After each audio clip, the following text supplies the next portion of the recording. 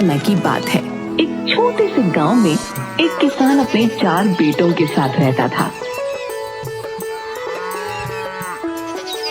उसके बेटों के नाम थे रमेश, कालू, भीमा और हरिया।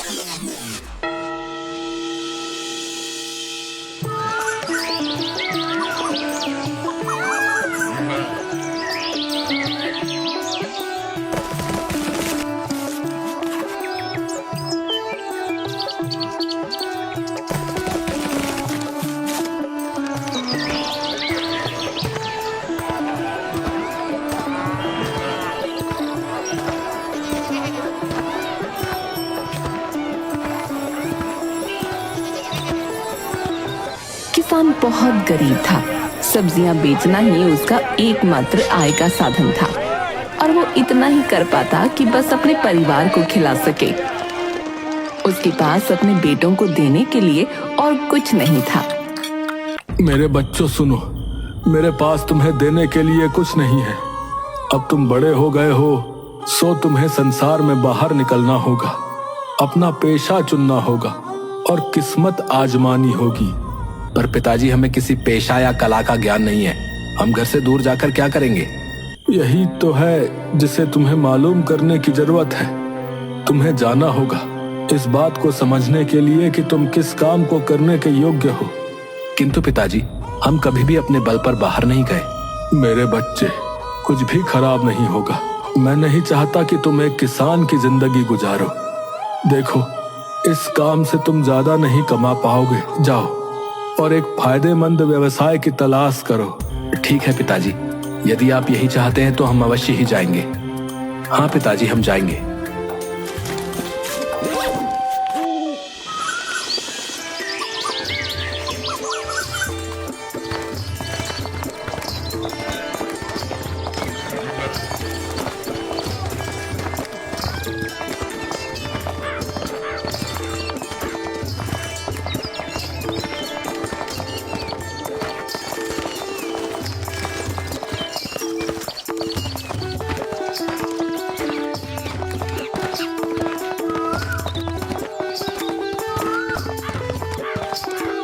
कुछ दूर जाने के बाद उन्हें 4 रास्ते दिखाई दिए।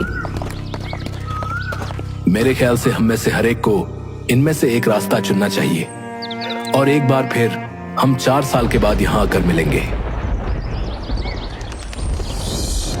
चारों भाई 4 अलग-अलग रास्तों पर निकल पड़े।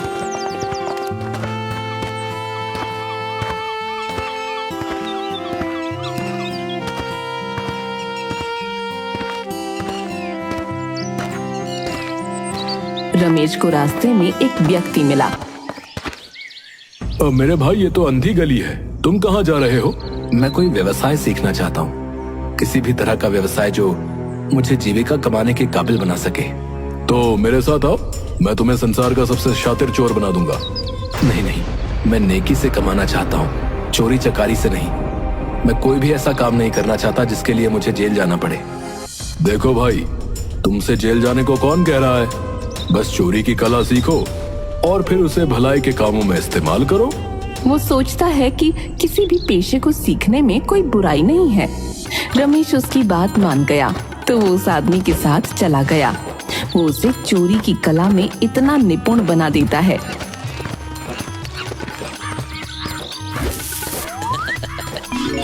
रमेश कुछ भी चाहता हो वो उसे आसानी से चुरा सकता था, बिना किसी के जाने।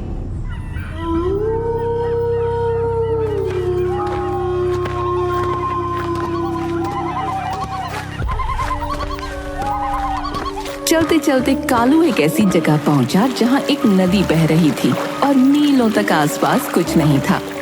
वो नदी के किनारे एक आदमी को खड़ा देखता है। वो एक शीशे से बनी हुई मशीन थामे हुए था। कालू ये समझ न सका कि ये क्या है। वो उसके पास गया। अरे भाई, आप क्या कर रहे हैं? इस मशीन से तुम आसानी से वो चीजें देख सकते हो जो बहुत दूर है। ये जो चीज है इसे कहते हैं दूरबीन। ये चीज तो काफी दिलचस्प लगती है। आप मुझे इसका इस्तेमाल करना सिखाएंगे? यदि तुम सीखना चाहोगे तो मैं अवश्य ही तुम्हें सिखाऊंगा। उस पल आदमी के साथ रहने लगता है। वो आदमी उसे दूरबीन इस्तेमाल करने की कला सिखाने लगता है।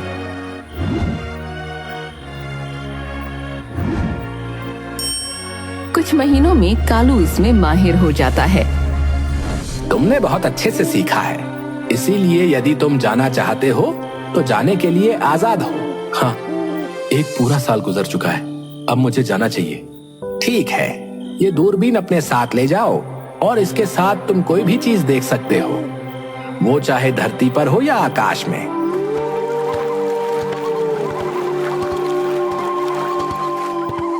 इस बीच तीसरा भाई भीमा एक शिकारी से मिलता है।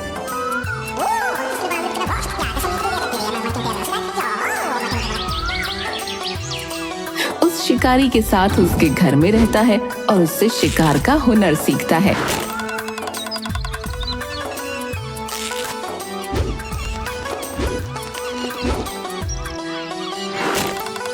तुम यहाँ इस मैदान में मेरे साथ अभ्यास कर रहे हो। आज हमें जंगल में अभ्यास करना चाहिए। चलो देखते हैं कि तुम चलते हुए लक्ष्य पर निशाना लगा सकते हो या नहीं। ठीक है।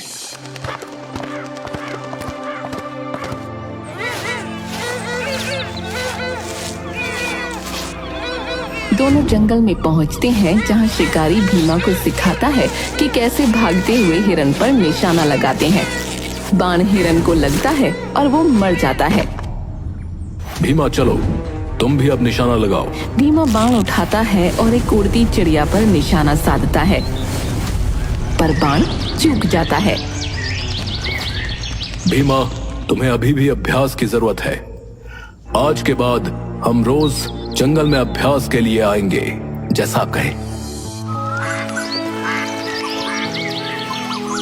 हर रोज शिकारी भीमा को अभ्यास के लिए जंगल में लाता।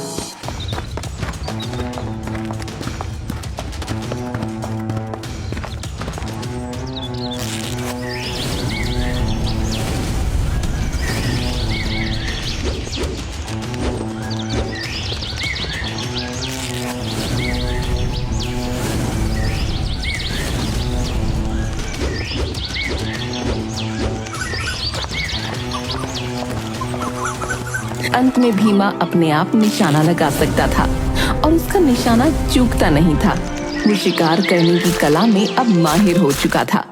शाबाश भीमा, अब तुम्हारा निशाना पक्का हो गया है और तुमने इस कला का हर पहलू सीख लिया है। धन्यवाद भाई, आपने मेरी इतनी मदद की है। केवल आप ही के कारण मैं इसे सीखने में कामयाब हो सका। अब मैं घर जाना चाहता हूँ ताकि वहां जाकर मैं अपने पिता की मदद कर सकूं। यकीनन तुम जा सकते हो और अपने साथ ये धनुष और बाण ले जाओ, ये काम आएंगे।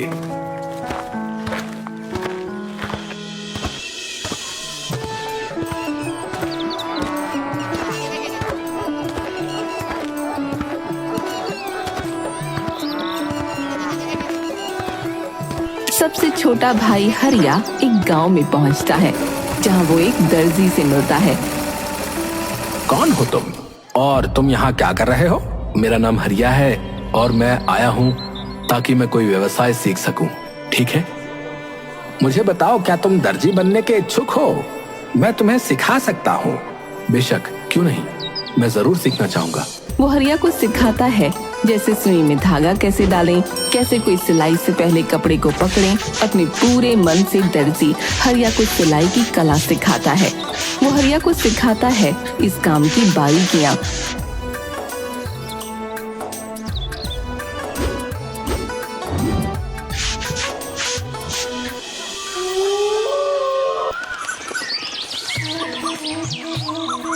जैसे जैसे समय गुजरता गया, हरिया दर्जी का काम बखूबी सीखता गया। दर्जी हरिया की मेहनत और वफादारी से बहुत खुश था। जब हरिया जाने लगा तो दर्जी ने उसे सुई और धागा दिया। मैं तुम्हारे काम से बहुत खुश हूँ। ये लो सुई और धागा, तुम इसे ऊन की तरह नरम रखो और लोहे की तरह मजबूत, फिर तुम कुछ भी कर सकते हो। और जब तुम कपड़ा सियोगे तो उसमें लगे जोड़ को कोई भी नहीं देख सकेगा।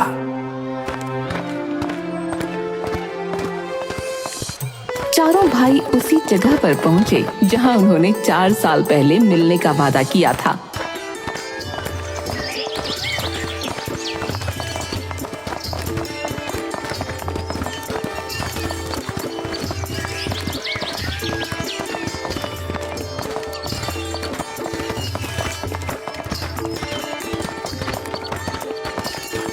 वहां से वो मिलकर वापस घर गए।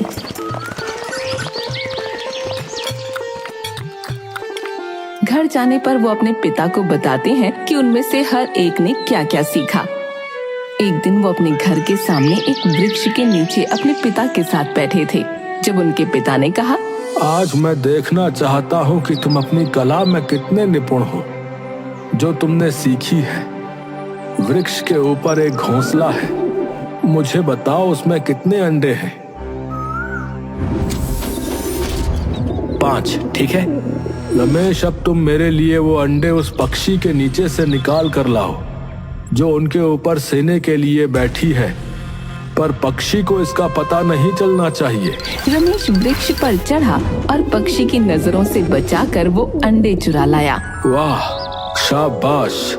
किसान ने मेज के चारों कोनों पर वो अंडे रखे और अपने बेटे भीमा से कहा, चारों अंडों को एक साथ एक ही तीर से 2 भागों में काटो, पर अंडों के अंदर बैठे चूजे को आंच नहीं आनी चाहिए। भीमा ने अपना तीर निकाला और एक ही तीर में उसने अंडों को 2 भागों में बांट दिया। ये देखकर किसान बहुत खुश हुआ और फिर उसने अपने बेटे हरिया से कहा, अब इन अंडों को वापस सिल दो और मुझे दिखाओ वो पक्षी इन अंडों में से अपने चूजे उत्पन्न कर सकती है। हरिया ने अपनी सुई निकाली और हर एक अंडे को सी दिया और फिर रमेश ने अंडों को वापस घोंसले में रख दिया। पक्षी को पता भी नहीं चला। बहुत खूब बच्चों, तुम सबने पूरी निष्ठा से 4 सालों में ये काम सीखे हैं। मेरे पास तुम्हें देने के लिए कोई उपहार नहीं है, पर मुझे यकीन है कि जीवन तुम्हें तुम्हारी मेहनत के लिए अच्छा फल देगा। कुछ दिनों के बाद ये खबर पूरे राज्य में फैल गई कि एक अग्नि राक्षस ने राजकुमारी का अपहरण कर लिया है। राजा ने ये घोषणा की, जो कोई भी राजकुमारी को ढूंढेगा उसके साथ उसका विवाह किया जाएगा। मेरे बेटों, तुम्हें अपना हुनर दिखाने का मौका मिला है। जाओ और राजकुमारी को अग्नि राक्षस से बचा कर लाओ। सभी चारों भाइयों ने अपनी तैयारियां की और राजकुमारी को बचाने के लिए निकल पड़े।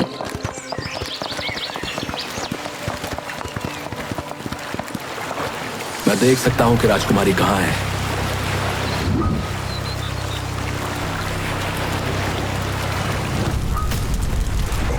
अग्नि राक्षस ने उसे एक द्वीप पर समुद्र के बीचों बीच छिपाया है और वो बैठा है इसका पहरा देते हुए। फिर वो राजा के पास गए और उनसे एक नाव की मांग की ताकि वे उस द्वीप पर पहुंच सकें। राजा ने एक जहाज दिया।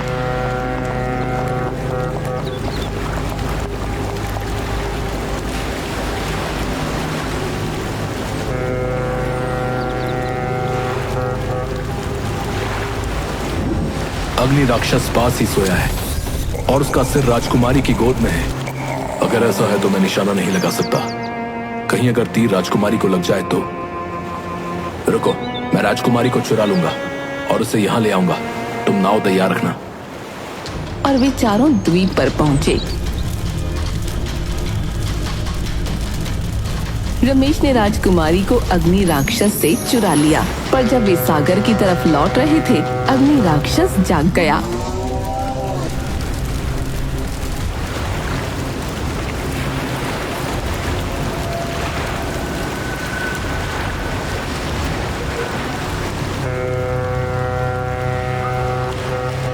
उनके ऊपर उड़ते हुए उसने उनका पीछा किया।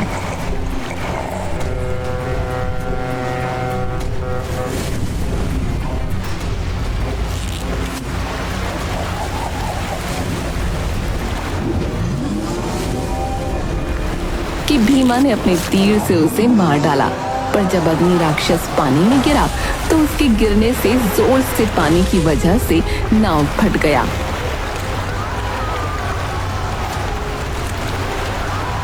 तो हरिया ने अपनी सुई निकाली और एक लंबा धागा लेकर पीने लगा और जल्दी ही सिल दिया। वे सब इसमें बैठ सके और इसी तरह वो राजकुमारी के घर सुरक्षित पहुंच गए। जब वे राजा के पास पहुंचे, इसके बाद चारों भाई राजकुमारी को लेकर घर लौट आते हैं। तुम चारों आपस में फैसला करो कि राजकुमारी के साथ कौन शादी करेगा। महाराज, इसमें भला क्या संकोच? हमारे सबसे बड़े भाई रमेश ही राजकुमारी के राजकुमार बनेंगे। क्या इसमें तुम्हारे भाइयों को कोई आपत्ति नहीं है? नहीं नहीं महाराज, हमें भला क्या आपत्ति होगी। अभी तो ये तो हम सबके लिए सौभाग्य की बात है कि आपकी बेटी हमारे पिता समान भाई की पत्नी बनेगी। आज सच में पिताजी को हम भाइयों पर गर्व महसूस होगा। अद्भुत प्यार है तुम सब भाइयों में।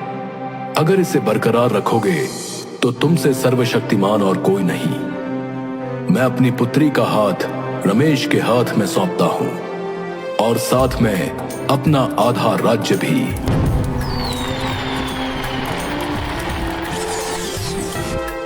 और आधे राज्य में सभी मिलकर खूब अच्छे से राज्य का संचालन करते हैं।